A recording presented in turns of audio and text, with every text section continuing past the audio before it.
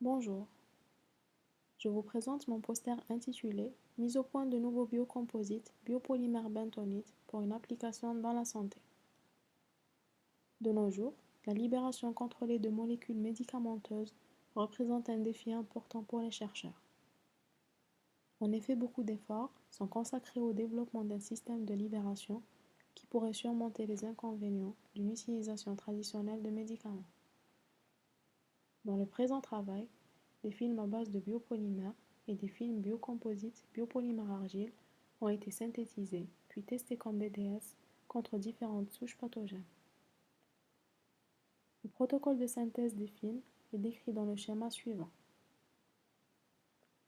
Les matériaux obtenus ont été caractérisés par spectroscopie infrarouge, spectroscopie UV visible et par analyse thermogravimétrique.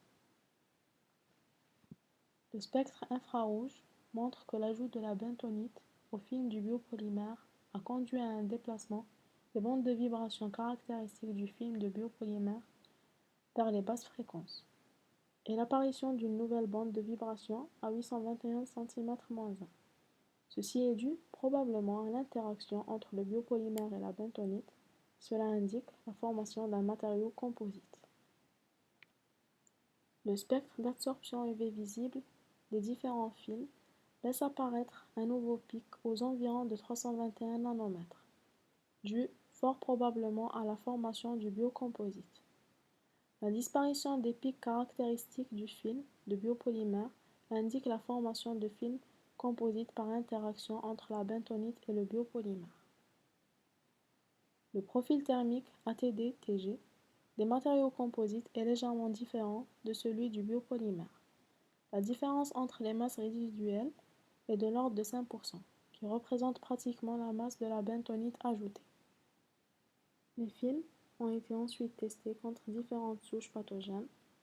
Le film à base de biopolymère n'a donné aucune activité contre les différentes souches utilisées. Le film biocomposite a montré une activité antibactérienne contre les souches à Gram négatif et à Gram positif, et constitue donc un agent antibactérien à large spectre. Il représente aussi une activité antifongique contre les levures.